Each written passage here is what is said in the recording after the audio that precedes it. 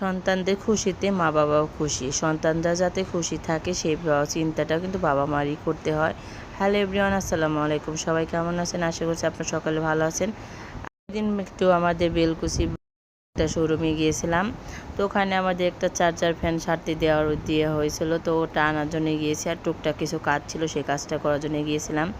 তো শোরুমটা ছিল বিশাল বড়। এখানে ফ্রিজ থেকে শুরু করে যা প্লাস্টিক বলেন সব কিছু এখানে আছে। ওয়ারড্রোব বলেন, ছোট ছোট গাড়ি আছে, সাইকেল আছে।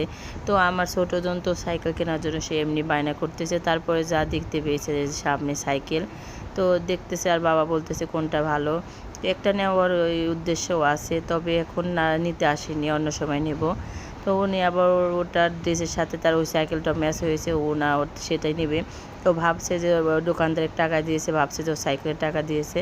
তো বাবা বলতেছে, বাবা তুমি সাইকেলের টাকা দিয়েছো, নিয়ে যাবে। বাবা বলতেছে না, এটা অন্য কাজ।